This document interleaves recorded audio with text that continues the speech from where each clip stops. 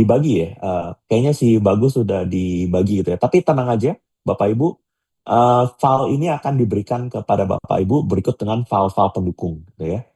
Nah, jadi SROI itu belum mengukur real impact secara komprehensif gitu. Jadi hanya mengukur investasi yang kita lakukan saja. Next.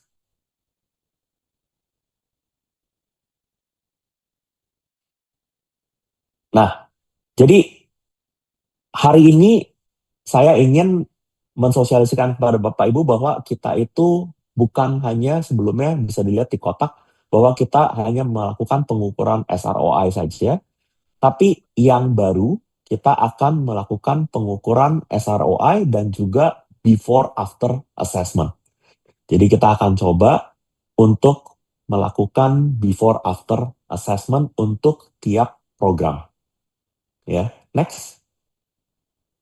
Nah, kenapa sih perlu melakukan before and after assessment? Gitu. Jadi kita berkaca pada ranking yang terbaru yang dikeluarkan oleh Times Higher Education. Ini University Sustainability Rankings. Kalau kita lihat Bapak dan Ibu, UI itu berada di peringkat 31. Kita kalah jauh dengan Erlangga. Nah, ini menjadi PR bagi kita semua, walaupun kita lebih baik daripada Gajah Mada. Ini yang terbaru ya Bapak Ibu ya. Sebelumnya, tahun kemarin tuh 2025 itu Erlangga itu malah top 10 gitu ya, di nomor 9. Sementara kita itu di 30-an juga kalau nggak salah. Nah, tapi kenapa sih bisa seperti ini? Menurut data memang pelaporan kita itu masih kurang gitu ya. Jadi kita hanya melaporkan mengenai kegiatan saja tanpa pengukuran dampak. Tapi memang pengukuran dampak ini juga hanya dilakukan oleh less than 10% in the world. Mereka baru mulai juga dengan adanya kalau misalnya di akuntansi itu mengenal namanya sustainability reporting dan sebagainya. Nah, jadi kita berusaha untuk memperbaiki ini. Eh, jadi memang kita tujuan pertama itu adalah kita memperbaiki ranking kita. Tapi ada 4 pilar penilaian sustainability impact ratings melalui ini, yaitu dari 1 research, 2 stewardship, 3 outreach, 4 teaching. Nah kalau research mungkin kalau Bapak Ibu melakukan hibah penelitian gitu ya, nah itu kan disuruh, oh coba dong identify misalnya berapa SDG yang Bapak Ibu tuju gitu ya. Nah tapi sebenarnya Bapak Ibu itu bisa lebih dari itu, tapi itu arahnya memang ke situ.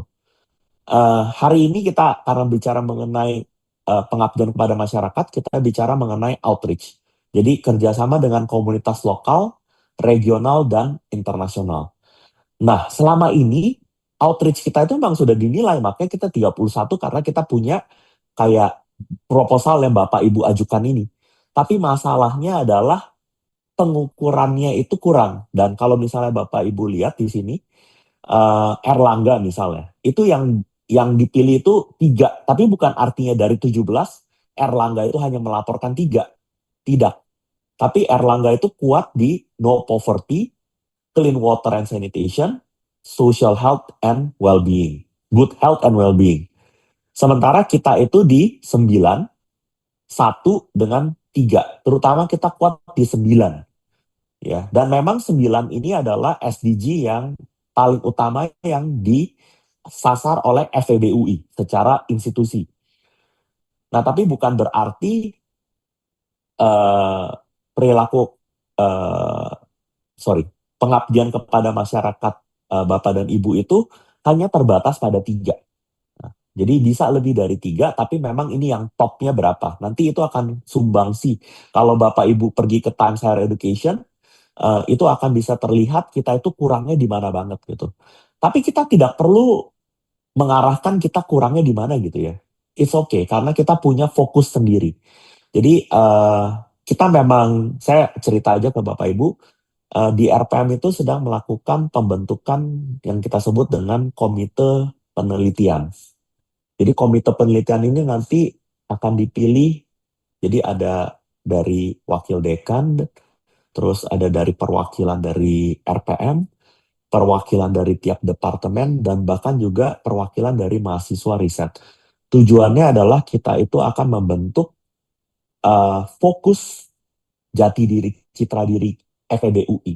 Jadi kalau misalnya kita mengenal Stanford, itu terkenal di innovation-nya. Kalau kita ngelihat ke Babson, itu ke entrepreneurship-nya. Kalau kita ke Wharton, itu finance-nya. Jadi topik research-nya itu apa? Kayak Durham itu Islamic finance, itu terkenal. Nah, kita itu akan menggariskan di situ dan nanti akan digariskan juga SDG mana yang kita tuju dari 17. Karena kita harus akui kita nggak mungkin bisa 17-17. Tapi kita mungkin lebih dari 3, kita akan ada prioritas. Itu saya lagi buat kerangka acuan kerjanya dan sebagainya. Nanti akan masuk juga ke situ. Tapi ini yang pertama, kita harus berusaha untuk meningkatkan ini. Next slide. Nah, selain itu, kita juga sekarang udah melakukan, sebenarnya uh, Prime ini kita belum signatory member. Tapi saya baru dapat konfirmasi dari WD, saya mengajukan ini bahwa kita harus ikut ke UN Prime. Jadi nanti kita akan ada funding itu juga bisa dapat dari UN Prime. Jadi mereka itu, Prime itu adalah inisiatif yang didukung PBB untuk mendorong perguruan tinggi menerapkan prinsip keberlanjutan dan tanggung jawab sosial. Ada 7 prinsip utama ya, dari purpose, values, teach, research, partner, practice, sama share.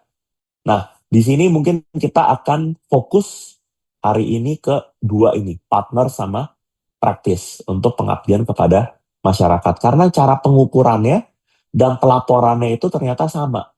Baik Times Higher Education maupun UN Prime itu sama. Dan ini nanti secara global, ketika saya, waktu itu pengalaman saya di institusi luar negeri, ini digunakan juga untuk assessment EACSB dan juga EQUIS. Apalagi kita ingin menjadi Triple Crown, salah satu organisasi yang punya Triple Crown Accreditation yang pertama di Indonesia. Jadi kita akan masuk juga ke sini. Jadi kenapa ini penting? Next. Nah, jadi saya memperkenalkan di sini before after assessment. Ini sebenarnya nama saya sendiri ya. Saya memberikan nama before after assessment ini, tapi nama itu nggak penting. Tapi saya juga ingin memperkenalkan ke Bapak Ibu, di sini ada yang kita sebut dengan SDG Impact Assessment Tool. Dan di sini itu SDG Impact Assessment Tool itu didevelop oleh Gothenburg Center for Sustainable Development. Lalu ada di top up dengan ICLEI, jadi Local Government for Sustainability. Jadi ini tools yang sudah ada dan bisa digunakan siapa saja secara free. Nah, hari ini saya ingin sharing ke Bapak Ibu mengenai tools ini. Nah, jadi tools ini menggunakan pendekatan yang sistematis, terstruktur, dan berbasis keberlanjutan. Jadi tools ini juga mengkombinasikan data kualitatif dan data kuantitatif dalam pengukuran dampak. Jadi pertama dimulai dengan kualitatif dulu, baru dilanjutkan dengan pengukuran kuantitatif. Next. Jadi misalnya ini ya. Jadi assessment-nya itu seperti ini sebenarnya. Jadi gather your forces, seperti Bapak Ibu udah punya timnya. Terus define, refine, and draw the line.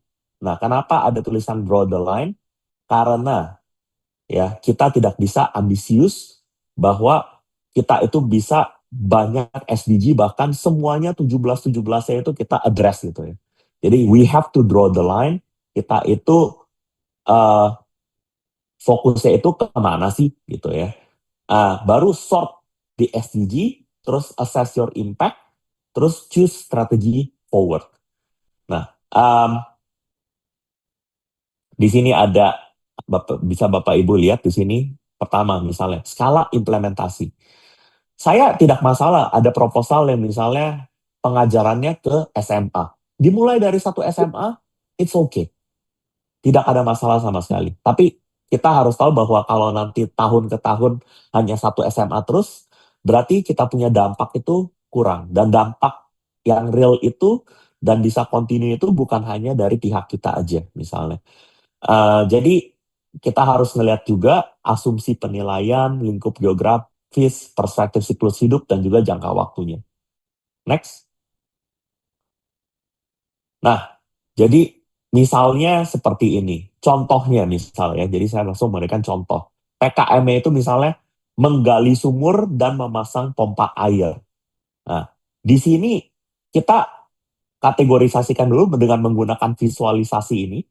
Jadi, yang mana yang kita masuk ke direct positif, yang mana indirect positif. Jadi, assessment yang pertama itu adalah menentukan SDG mana yang paling tepat, yang akan kita ukur dan mungkin memberikan dampak ya kan terhadap SDG tersebut dari kegiatan kita. Jadi kalau misalnya menggali sumur dan memasang pompa air, direct positifnya itu langsung ke SDG 6 ya. Jadi akses ke air bersih.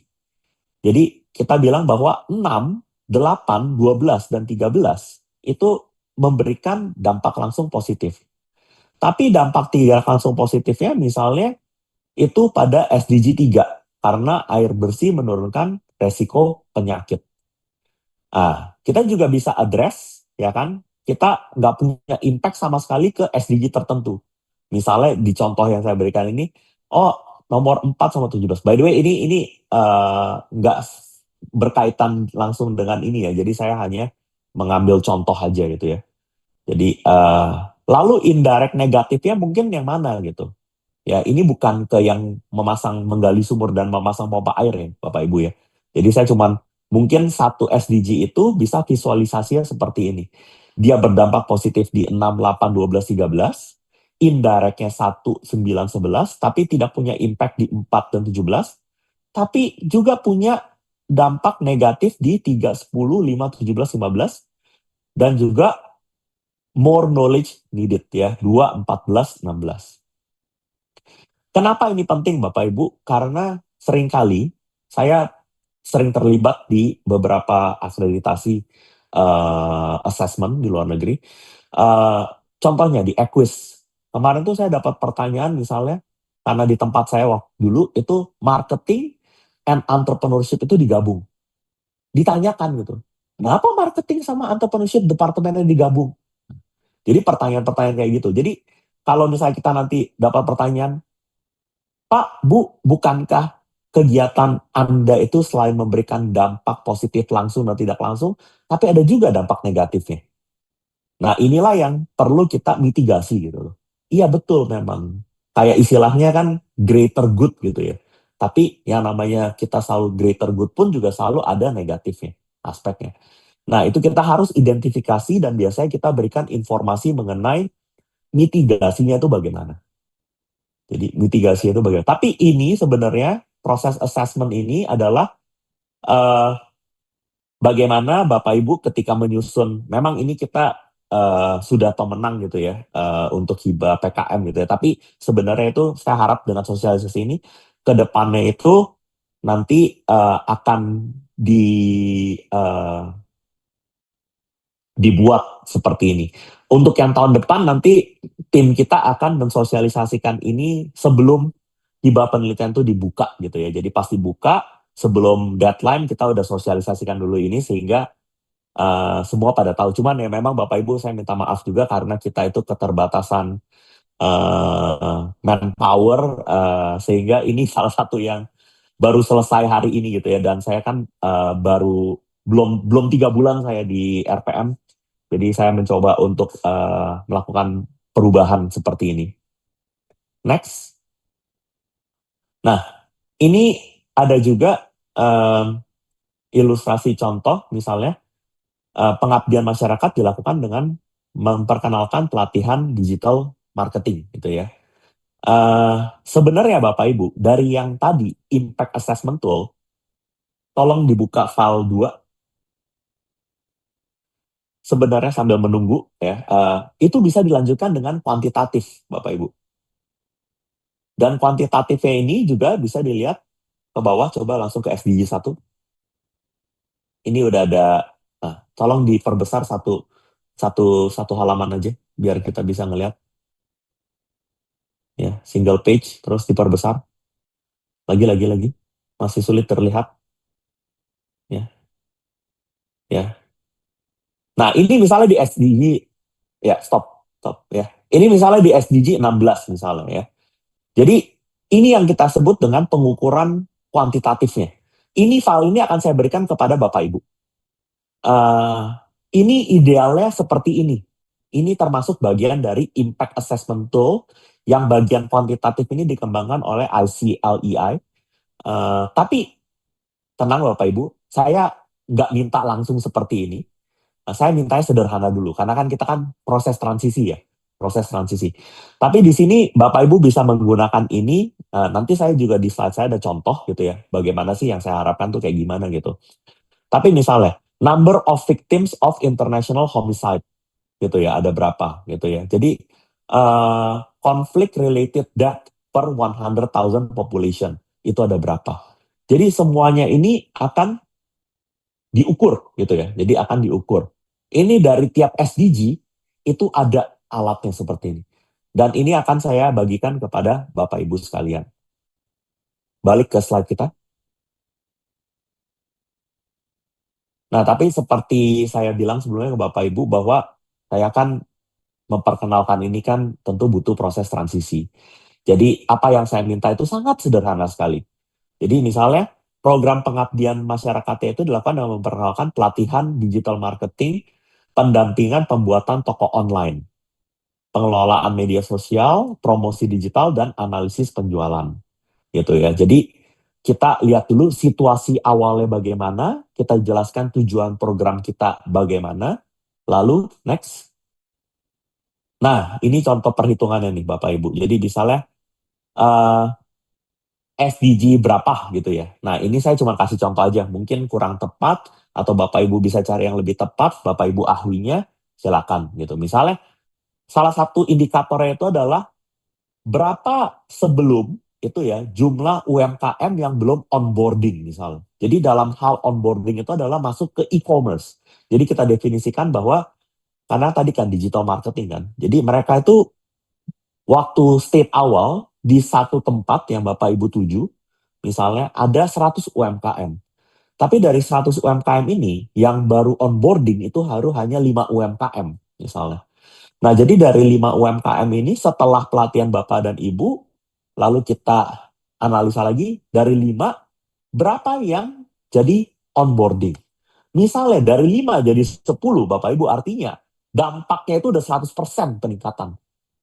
Nah, itu yang akan kita jual ke pihak akreditasi.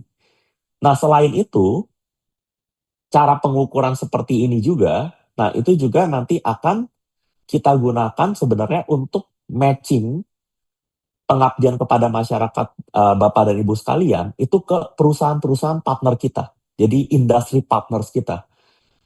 Jadi misalnya contohnya saya tahu secara spesifik Paragon itu sangat tinggi terhadap gender equality, terutama women empowerment gitu.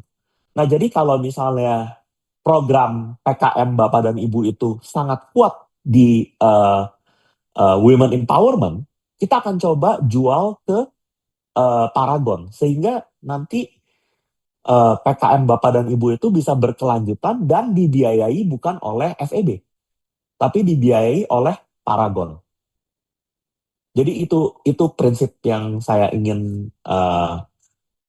prinsip berkelanjutan yang ingin saya terapkan di FEB UI. Jadi kita melakukan ini seperti ini.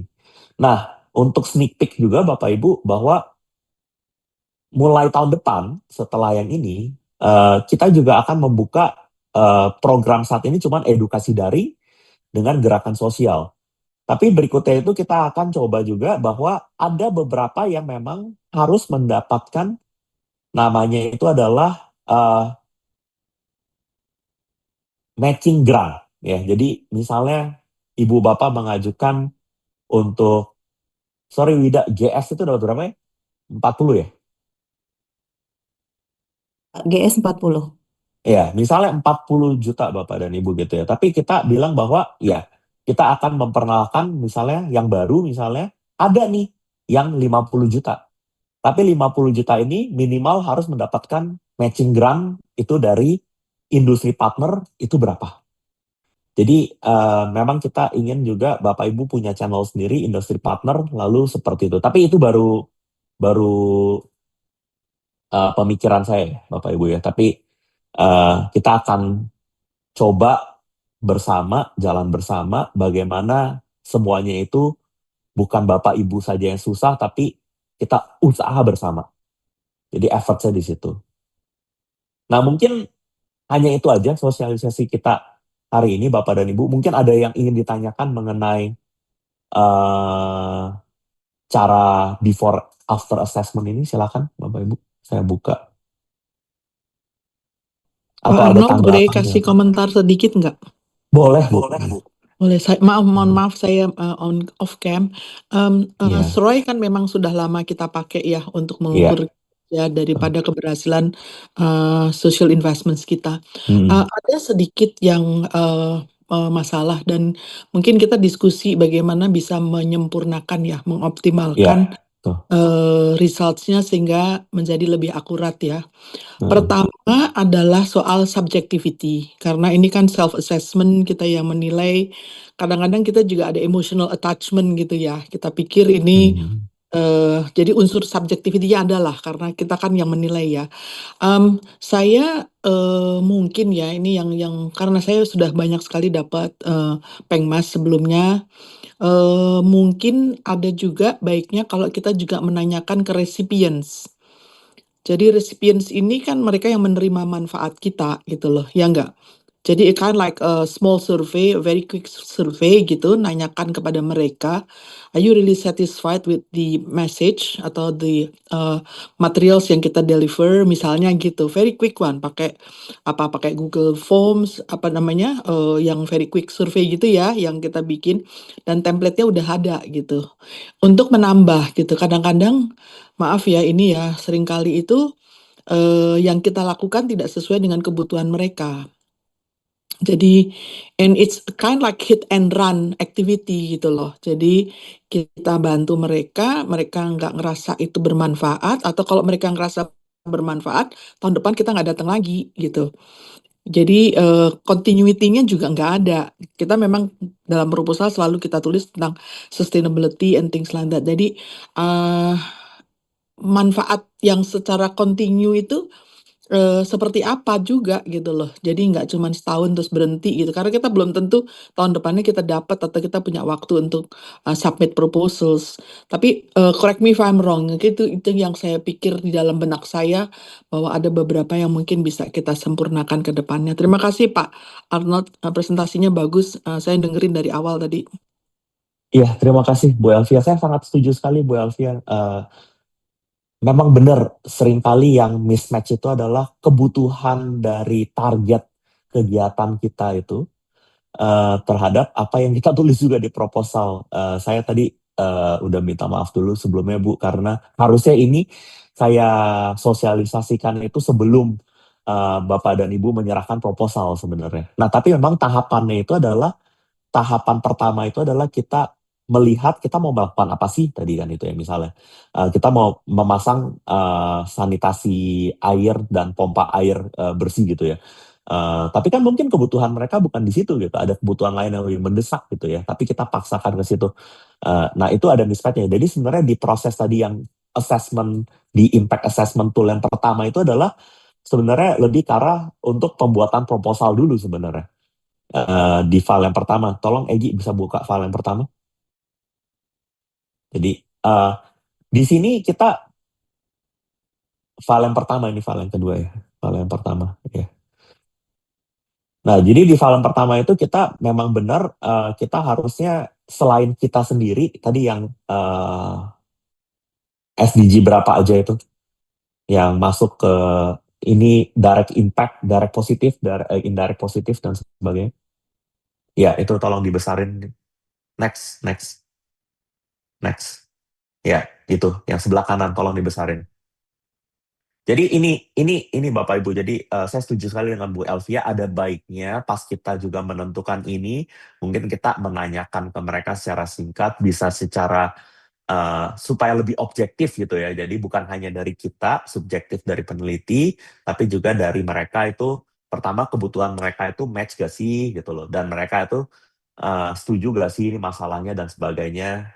Betul. Lalu nanti baru kita lanjutkan dengan objective measures of the impact. Kalau yang file 2 tadi itu adalah kita bicara dari setelah kegiatan dilakukan, kita juga ukur gitu loh. Jadi kita ukurnya sebelum dan sesudah kayak tadi proses onboarding tadi. Tapi terima kasih sekali masukannya Bu Elvia. Kita akan berusaha juga menyempurnakan ini untuk tahun depan. Kita sosialisasi kita itu akan dilakukan lebih di awal. Terus kita juga akan membuat contoh tentang jadi alat-alat instrumen-instrumen ini itu akan semua saya taruh sebagai satu folder. Nanti akan ada di website sebenarnya. Ini website lagi di revamp. Jadi ada namanya itu adalah Community Engagement Resources. Jadi resources itu adalah misalnya SDG Impact Assessment Tool ini. Nanti mungkin Bu Elvia berkenan untuk membagi share ke kita misalnya, saya tuh kalau tiap kali melakukan pengmas itu saya selalu menanyakan seperti ini loh. Nah itu mungkin nanti bisa juga kita taruh di website sehingga siapapun bisa menggunakan gitu. Kita punya template-nya dan itu bisa uh, diadaptasi sesuai dengan kebutuhan Bapak Ibu sekalian gitu. Itu ide saya seperti itu. Kalau seperti yang saya bilang, mari kita berusaha bersama untuk menyempurnakan PKM kita.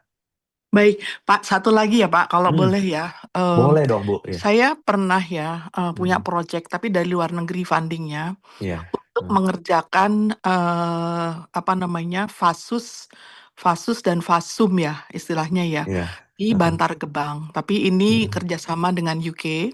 Terus iya. kemudian apa yang terjadi?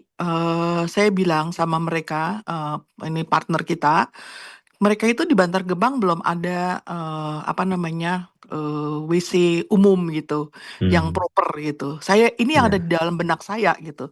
Jadi Heeh. penyediaan MCK itu nggak ada gitu. Ini yang di benak saya. Dan mereka bilang mereka mengkritisi saya gitu. That's not the way you do it, katanya gitu. Hmm, Dia bilang, kamu harus bekerja dengan mereka, menanyakan kepada mereka apa yang sebetulnya mereka butuhkan. Citizen scientist, citizen science. Jadi dari sana saya selalu mulai dari apa dulu yang mereka butuhkan. Jadi sebelum saya naruh proposals, itu saya udah mendekati ke tempat di mana saya akan melakukan pengmas berikutnya. Jadi saya tanya sama mereka, what you really need gitu. Ada di benak kita WC, ternyata mereka bilang bukan gitu loh. Jadi mereka bilang ada sesuatu yang nantinya ujung-ujungnya mereka bilang WC-nya jangan sesuai dengan yang seperti ibu mau gitu loh. WC-nya itu harus desain dan seterusnya dari yang kita mau. Sebab kalau ibu bilang duduk itu lebih enak daripada yang jongkok. Di kita nggak kayak gitu. Ini contoh simpelnya saja gitu. Jadi sanitasi segala macam. Jadi kita rubah ya pendekatan atau metodologi kita dengan melakukan apa yang teman-teman kita di luar sana yang sudah sangat aktif sekali lakukan, yaitu lewat citizen scientist gitu. Jadi masyarakat itu dilibatkan dalam mengambil keputusan tentang kebutuhan mereka dan juga mereka akan bertanggung jawab atas fasilitas yang atau nanti bantuan yang kita sediakan. Jadi jangan kita sendiri saja yang melakukannya itu gitu loh. Ini yang saya propose nanti untuk kebetulan saya ketemu ada tiga SPPG ya. Nah, SPPG is not always bad ya. Ada juga yang baik gitu. Di Sikur Barat, di Lombok Timur. Saya ketemu sama mereka. Seandainya MBG nanti suatu hari dibatalkan gitu ya, kan, which is kita juga setuju mungkin ya. Tapi ada beberapa daerah yang sangat-sangat bisa jadi pola contoh gitu. Jadi I'm thinking about gimana kalau mereka nggak ada MBG lagi, apa yang mereka bisa lakukan, berdayakan, karena masyarakat sekitar sangat berterima kasih. I.e. misalnya pengelolaan sampah mereka. Terus kemudian tentang peningkatan gizi, mereka bekerja sama dengan ahli-ahli gizi. Jadi seperti itu kita diskusi dulu sebelum membuat proposals gitu loh. Jadi mungkin nanti manfaatnya juga akan berkelanjutan dan mereka juga ngerasa oh kita didengar gitu. Ini sedikit komentar saja karena saya udah ngerjain Pengmas udah cukup lama Pak Arnold. Terima kasih. Mohon maaf kelamaan Enggak, komentarnya. apa Bu, setuju sekali seperti yang saya bilang barusan bahwa proses kualitatif ini itu dilakukan sebelum Bapak Ibu submit proposal. Jadi seharusnya. Tadi kan bilang bahwa saya memang telat sih itu ya, karena saya baru belum 3 bulan saya di RPM ini. Jadi saya berusaha untuk mensosialisasikan biar semua ngerti gitu ya. Jadi saya setuju sekali Bu Elvia. Memang ini harusnya dilakukan sebelumnya karena saya juga punya pengalaman dapat funding dari British Academy UK itu juga ada UK PACT, Partnership for Accelerated Climate Transition, itu juga pernah saya ikut. Jadi dan makanya tahun depan saya ingin kita itu dari FEB UI, bahkan kalau kayak Bu Elvia punya partner langsung dari UK, kita langsung kasih matching grant dari FEB UI gitu loh. Jadi ya udah silakan, dari udah ada dananya dari partner, kita matching grant supaya again tadi kan concern Bu Elvia itu adalah ya nggak sustainable gitu loh, nggak sustainable. Tapi kan sustainability itu bukan artinya kita harus keluar uang terus gitu loh. Mereka juga sebagai masyarakat di sana, sosial socially mereka itu harus bisa berusaha sendiri gitu, dan kita membuat mereka menjadi mandiri. Dan saya setuju juga dengan SPPG, nggak semuanya jelek. Ya mereka akan jadi dapur umum aja gitu. Dapur umum itu memang udah ada di mana-mana, dan kalau misalnya ada sesuatu misalnya kayak bencana, ya dapur umum itu selalu ada. Apalagi kalau misalnya udah ada dapur umum itu yang udah kuat. Kayak saya di Australia waktu itu, ya mereka selalu apa istilahnya, gelandangan itu selalu mendapatkan, ada setiap minggu selalu ada dapur umum gitu. Dan uang mereka itu di-manage bukan dari satu organisasi. Saya tanya waktu itu organisasinya itu dulu siapa yang buat gitu ya. Tapi ternyata dulu organisasinya siapa yang buat, mereka bahkan udah nggak tahu, cuman ada beberapa orang doang yang tahu awalnya begini. Tapi sekarang mereka itu bisa mandiri. Karena mereka itu juga melakukan kegiatan lain supaya dapur umum ini bisa terus dibuka gitu. Nah, kalau proses MBG itu kan masalah korupsi dan lain, kita nggak masuk ke masalah di situ gitu ya. Tapi konsepnya bagus, pelaksanaannya aja ya enggak. Tapi terima kasih Bu Elvia, mungkin saya buka pertanyaan ke yang lain, ada yang ingin bertanya? Boleh saya Pak Arnold. Oh iya, silakan Bu Vera. Ya, Pak Arnold, terus terang, mohon maaf ya ini saya sambil nguji soalnya Iya, nggak waktunya pas apa-apa Bu. bersamaan. Iya, iya, ya, Ya, sorry Bu, waktunya iya dadakan nggak ya. apa-apa. Iya, ya tadi menarik sekali apa yang disampaikan. Jadi kalau saya lihat memang lebih nantinya arahnya ke outcome ya Pak ya, ininya ya, arah dari ini kita ya. Nah, tapi misalkan Pak, kalau saya terus terang kan mengajukan kebetulan nih wilayah ini ya yang kita ajukan itu memang hasil kolaborasi saya dengan teman saya yang kebetulan di daerah Maluku ya. Jadi eh, mereka bilangnya kita paling nggak kesadaran dulu lah gitu ya. Tapi nanti bagaimana saya ini terkait dengan pengelolaan limbah ya, limbah apa namanya ikan yang luar biasa yang mengotori pantai gitu. Nah, itu yang memang belum apa namanya eh, kesadaran itu memang belum ada. Jadi kemarin itu kita ajukan dari tahap kesadaran dulu. Tapi nantinya memang berikutnya diarahkan untuk supaya mereka bisa nih gimana nih limbah-limbah ini misalkan. Nah, itu berarti bisa dong ya kita ajukan, bisa kalau misalnya ini ke apa bisa dilanjutkan ke berikutnya gitu. Karena kalau enggak, ya cuman sadar doang terus mereka nggak dikasih knowledge kan juga susah juga gitu. Karena untuk knowledge pengelolaan limbah ikan-ikan yang jadi produk segala macam itu kan bukan suatu yang gampang juga. Jadi artinya di sini nggak masalah kan Pak kalau memang kita cukup sampai di kita kasih ininya efeknya kan nanti bisa ke pariwisata segala macam. Tapi untuk yang ke depannya untuk bagaimana ngelolanya itu bukan dalam tahapan sekarang gitu loh. Seperti itu ya Pak. Karena saya cek lagi nih di ruang lingkup gitu loh. Iya, begini Mm, Bu Vera, memang tahap awareness pun kita nggak ada masalah Bu. Jadi gini, again bahwa saya harus ulangi bahwa framework sustainability yang paling terkenal itu adalah together for sustainability gitu. Jadi ada kata-kata di situ yang paling penting itu adalah togetherness. Jadi together for sustainability. Kenapa together? Karena ya mungkin Bu Vera dan tim pertama itu hanya untuk masalah di kesadaran dulu gitu. Tapi kesadaran pun itu kita bisa ukur secara objektif kan Bu Vera. Berapa tingkat awareness-nya itu dari sekarang ke ini gitu. Jadi ada cara pengukuran secara objektifnya. Nah, itulah yang outcome yang kita ingin lakukan. Tapi yang kita harapkan dari FEB UI itu adalah bahwa togetherness ini dalam arti nanti Bu Vera kita nggak bisa berjalan sendiri terus, nggak bisa dari FEB UI yang terus memberikan dana untuk ke sini. Tapi kalau misalnya Bu Vera datengin partner, FEB UI dengan senang hati akan memberikan, ini baru konsep ya Bu ya, saya belum dapat persetujuan dari pimpinan kita, matching grant. Jadi kita memang proyek TKM ini harusnya seperti yang tadi Bu Elvia bilang juga, jangan nanti oh ya di sini dong di tadi kan di Maluku misalnya ya. Terus berikutnya nanti, di Medan misalnya. Oh ini nanti di ini. Malah cuma pindah-pindah doang, tapi nggak ada sustainability-nya. Kita nggak mau itu, Bu. Kita pinginnya memang tahapannya itu mulai dari sampai masyarakat tuh bisa mandiri. Mirnya bisa sustainable sendiri. Tapi kita juga tahu bahwa kita nggak bisa resources-nya semua sendiri. Sehingga kita buat beberapa, kita harus mengukur kan. Jadi secara objektif, uang akan diberikan kepada proposal yang punya dampak lebih besar dari yang lainnya.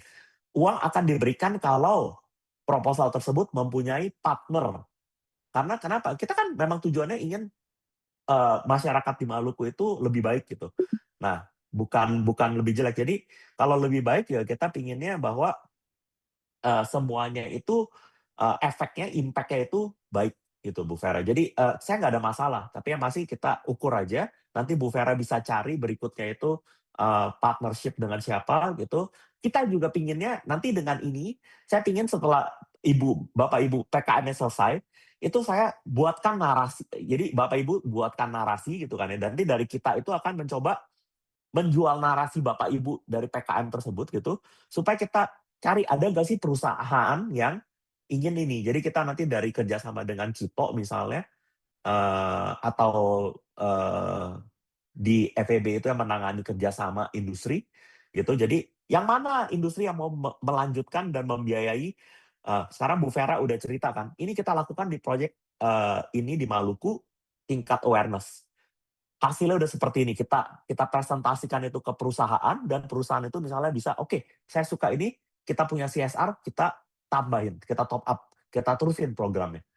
Jadi tujuannya seperti itu Bu. Kenapa kita kalau misalnya narasinya kita nggak kuat, itu nanti akan, sebenarnya saya buat ini tuh buat supaya Bapak Ibu bisa jualan juga nanti ke dan kita juga bantuin untuk jualan ke industri partner kita. Begitu Bu Vera. Ya, makasih ya Pak Arnold ya. Yuk, Noted sama-sama Bapak. Bu. Ya. Iya. Ada yang lain mungkin? Atau lagi mungkin? Nggak ada. Kalau nggak ada nggak apa-apa Bapak Ibu. Tim RPM ada selalu di RPM Dekanat lantai 3, walaupun kantornya kecil membingungkan, tapi orang-orangnya ada di sana. Jadi kalau misalnya Bapak dan Ibu ingin datang, bertanya lebih lanjut untuk diskusi, sangat terbuka sekali kami dari tim RPM. Dan mari kita sama-sama supaya program PKM kita semua sukses gitu ya Bu ya. Dan kita ingin bukan hanya tahun ini aja, kayak tadi Bu Vera, mungkin tahun depan bukan cuma tingkat awareness lagi, dan kita udah punya partnernya, misalnya dari siapa. Kayak tadi Bu Elvia, mungkin kita bisa partner dengan UK lagi. Tadi kita kasih matching grant untuk supaya impact-nya, programnya bisa lebih besar dan impact-nya jadi lebih besar. Ya, saya ucapkan terima kasih sekali lagi pada Bapak Ibu udah datang ke sosialisasi yang mendadak ini. Mudah-mudahan nggak kapok. Ya, saya ucapkan terima kasih Bapak Ibu, silakan melanjutkan aktivitas Bapak Ibu kembali. Mungkin dari yang tim RPM stay dulu. Yang lain Makasih mungkin Pak bisa. Arnold. Jangan lupa untuk Makasih mengisi Pak absensi. Arnold. Ya, Bu, makasih. wah, Makasih. Terima kasih. Pamit ya.